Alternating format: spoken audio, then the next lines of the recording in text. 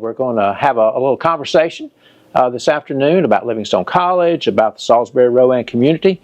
If you folks would just do a very quick introduction rather than me doing that. Greg, we'll start with you and just go around. Hey, I'm Greg Edds, Chairman of the Rowan County Board of Commissioners.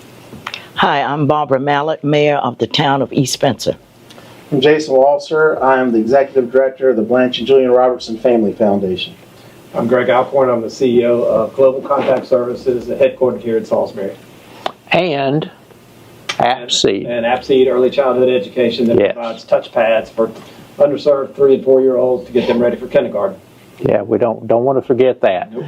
Don't want to forget that. So, gentlemen, lady, thank you so much for being here with us. We just want to, as I said, talk about the college, talk about the community a little bit.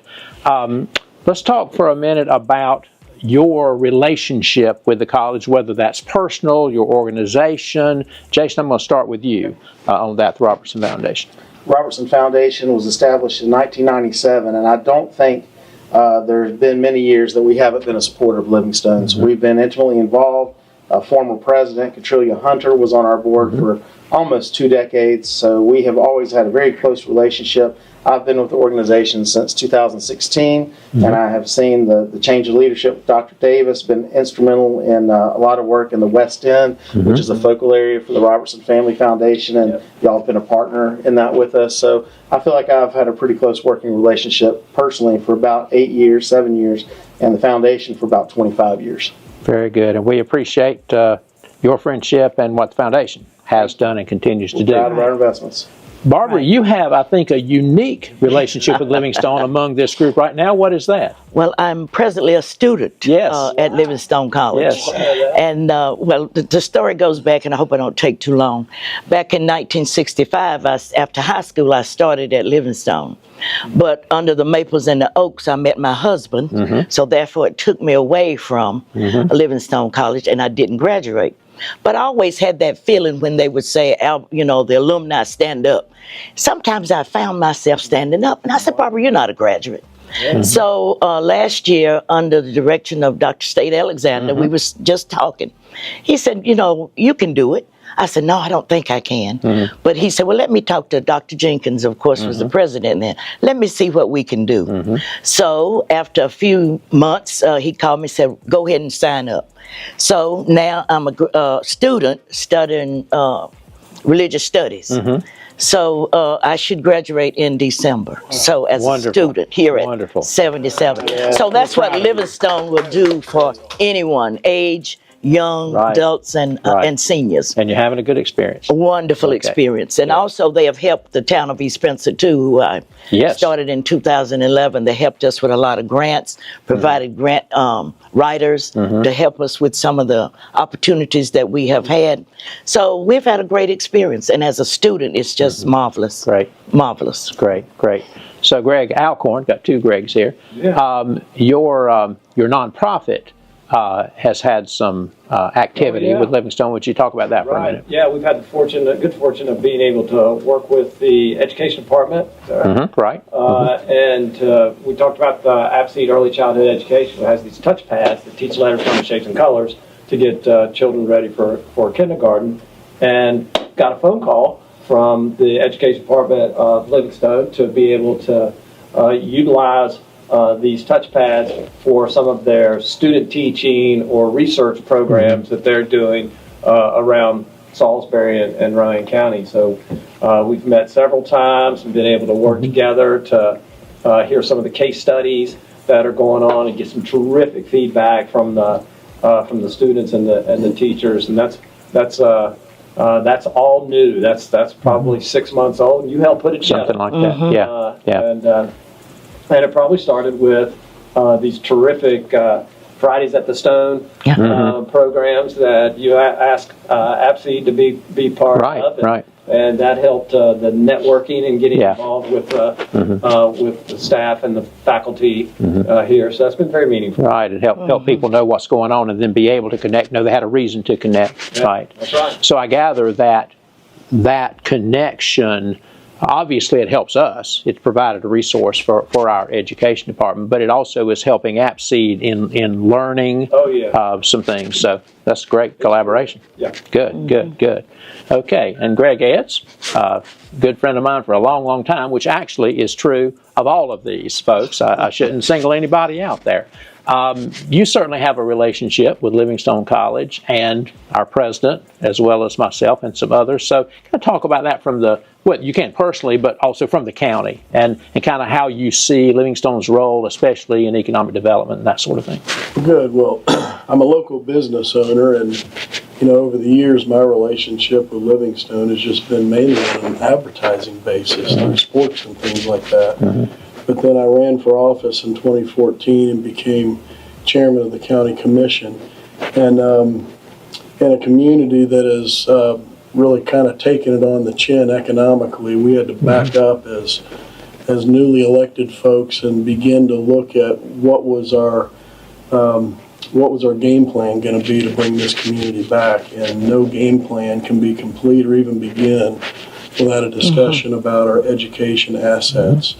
And so I got to confess that where it really began is I got summoned to the office by leadership of Livingstone, and they asked the question that I think is the most important question that in the relationship that we've had with Livingstone, and that was, how do you see Livingstone and how can we be more relevant in the community? And that single moment in time, I think, changed everything in the relationship. We didn't have a bad relationship. Right. But it turned it from a friendly relationship to one that is really productive now. It is, it's honest. It's, we have faith in one another. We have trust in one another. And we are working hand in hand to bring economic potential here to the county, not only for the folks that live here, but you guys are bringing in kids from all over the country. Frankly, we want them to stay here. We're investing in them, whether or not they're from here or not. And so we see that investment in a selfish way as something we want to keep. So do we.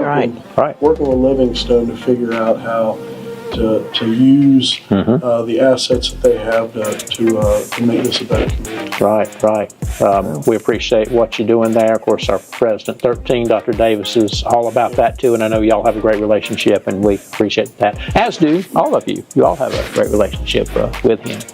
So next I'd like to ask you, if you look over the last several years, no particular number, at and how you and the community, or at least your perception of the community, how Livingstone was viewed, and just kind of what you knew about Livingstone, and how that has changed to now. What differences, if any, have you seen? Maybe you just know more. Maybe things have actually changed. Any particular order? Anybody want to jump in? Well, I'm going to jump in and say that disconnected is the word that came to mind. The fence, the distance, the faculty, just a disconnect for a college in the heart, the literal and figurative heart of the community. 15 years ago, I was shocked at how little interaction I saw between Livingstone students, faculty, and the community. I would say now the exact opposite is connected. So Greg mentioned Fridays at the Stone. It's kind of a who's who. I mean, if you're a political leader or business leader, you can't help but be. You have to go. You can't miss out.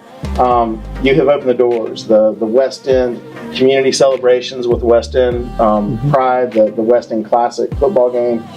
These are things that are small, but they're big. They open the door. They get past the gates. Your faculty work in the community. We see the golfers from the golf team all the time. I see athletes coming out to Blockworks now. I just see an intentional effort. The fact that we're sitting here talking, in fact, us, this group is sitting here on campus talking. I don't think this would have happened 15 years ago. So connected, disconnected to connected. Good, thank you. Who else? I think one thing that I learned from Paul Fisher is that celebrate everything. Yes. So, and that's what you've done, lately. You've celebrated everything. How the campus looks. After Rosetta Stone, your games, how you pull in the community. You know, you celebrate that. And that's one thing I think that has, and you change the face of Livingstone, that you can touch us, that you can touch the people. Okay. They're just not sitting there looking and waiting for something to happen. They are inclusive. And so I think that's what has really happened. That has changed. And you celebrate it. Right. You know, on your websites, the radio station. Right. That's a great thing that you put another We're face sitting to. here right beside the radio station. Well, see, we're here. Right. That makes a difference. Good. There we go. I think I came here right after the Livingstone Johnson C. Smith football game, and I've been here since. So I've seen a little bit. Football game. Oh yeah. 1892 he's talking about, right? No. Yeah, so right after that. So I've been able to see Livingstone from when I was a child, and being over where I grew up on Brenner Avenue, and my father used to drive Brenner Avenue, would pick up Dwight Durante, a basketball player from Catawba, who didn't have as many friends over at Catawba, but had friends over here, and so he would thumb back and forth and be able to do that. And then Shelton Shipman was a basketball player, and I tried to be a little bit like him, and my playing days, and the emphasis is a little bit, because he went on to play in the national championship Final Four. But being able to see that, but what Jason was talking about is there was kind of a separation, not just like segregation. I mean, it was going on. And it's taken a while, and today. I think, Greg Edds said it, that as far as having faith in what was going on, not now. I feel like there's faith on both, on all sides. And there's not, it's not a too good, the stakeholders of Livingstone go all around. Students, alumni, faculty and staff and community leaders and things, that we all feel comfortable together now. And I think that's a real testament to the effort of everybody to establish that faith. Yeah, good, thank you. Anything to add, sir? Yeah, I think it's a decision that's been made. I think it's there's been a 180 turn again. Nothing wrong, right? But I think there's been a definite time that I can see where there was a decision made that Livingstone, while they kind of did their own thing, and the county does their own thing, and the municipalities do their own thing, and Catawba does its own thing, and everyone, a friend of ours calls it building silos of excellence. Yes. Right? Everyone's just working on their thing, and they don't realize they'll never be who they can be without aligning with one another. And to me, the big difference has been leadership. And there was a point in time when this leadership looked at the county and said, we can't be all that we can possibly achieve without the help of the county. And certainly we say we can't do what we need to do from an economic or social aspect without having you guys as a partner. And to me, it was almost an overnight change. That's what we've seen. And so the alignment has really been great. And again, back to the idea, maybe this is the way to put it, there's been a realization, there's a difference between being present and being relevant. And that has been a decision that is made that we're not just going to be present, but we're going to be relevant in all aspects of our community. Yeah, good, thank you. And we really appreciate the county's perspective on all that, and how you're willing to get in the game with us. I'll add to that just a thought about relevancy. I think that's a great point, Greg, and even an element of coolness, the cool factor. My daughter, who's a sophomore at NC State, was really mad at me that I didn't invite her to come see DaBaby this year. And right. I did. I got to go. I enjoyed it. I also got to see Harvey Gantt give a really stirring and powerful talk around the historic architecture of African American institutions. It was incredible. Saw a civil rights leader last year whose name escapes me, and I'm really sorry I can't remember the name. But the relevancy. You're inviting the community in to see great speakers and performers in a way that I don't remember 10, 12, 15 years ago. It's really, I'm trying to pay attention to what's going on here because I don't want to miss anything, which is a good new feeling to have. Yeah. Thank you. I know they need to kick us off probably so they can do some other things, but one final thing. We have a lot of alumni, some live around here, but many don't, so they don't know what goes on in Salisbury and Rowan County like we do. Is there anything that you would like for them to know that we haven't already said as we close this out? Anything that would be important, you think, for them to know about Livingstone here in this community, maybe that we haven't maybe already said? At least one of you. I'm going to point back to leadership again. None of us are expendable. And we tend to see leaders come that bring an organization to a certain point, and then they move on, and then there's someone appointed to take them to the next level. And so, again, nothing negative at all to talk about past leadership because they've gotten them to this point. I just want alumni to know everyone sitting here is sold to Dr. Anthony Davis. Right. This guy gets it. We sit and have conversations about 100 different topics. And I'm just going to tell you, Dr. Davis gets it. And we are aligned with him and with this college. And you guys got a tiger by the tail when you got Dr. Davis. And so we love him personally. He's a personal friend of mine. Been in my home. Look forward to having him again. And congratulations to Livingstone for acquiring such a great talent. Thank you. Anybody want to add to that? I think when you think about being sold out, not only what in the positions that we in, we take it back to our community. Through the organizations that we belong to our churches, so that everyone else can be a part of that.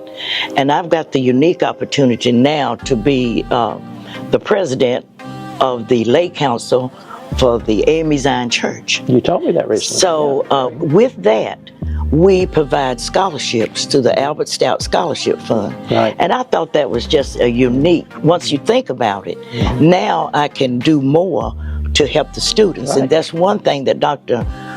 Davis always talk about is the student. So we want to take care of that student. So in the position that I hold with 17 churches, I'm going to take that back to them and then make sure that we fulfill our obligation to give scholarships. And they do that once a year at the annual conference. So what a unique opportunity for me as a person to be able to tell that story. Very good. Tell that story. Thank you. Anything else? Go ahead. I think that I know the feeling of being an alumni, and I know when I'm asked for $1, and sometimes that $1 is to just keep the light bill paid. And now the return on investment of the dollars that go to Livingstone have a multiplier effect to them because they reach out to the community. The value of that student continues to go up. Faculty are jazzed up about what's going on. So $1 today is has a significance that it hasn't had in the past. It's very cool. Thank you. I agree with that. It feels like we've gone from surviving this institution to thriving and going to the next level with all the construction going on here. It's amazing. Repairing versus building. Repairing, we're building. This is exciting. And Dr. Jenkins deserves a lot of credit for bringing you on, Pete. I really commend him. It was a big risk for him to bring you on, an accountant, a white guy accountant, to be say it, Jason. to be in charge of making these connections in the community. But you worked your butt off for what? How many years? 7? 6? 6 plus. 6 years. 6 plus. And you've done a great job bringing the Thank community you. into this Thank you. campus. Thank And again, it's reciprocal. The community comes here, and y'all are going out. And I think that's going to continue. Okay. Well, Exactly right. so that they don't kick us out, we will close. Thank you, Greg, Barbara, Jason, Greg. It's been a delight, and we are so thankful for your friendship and support. Thank you very much. Thank you. Thank you.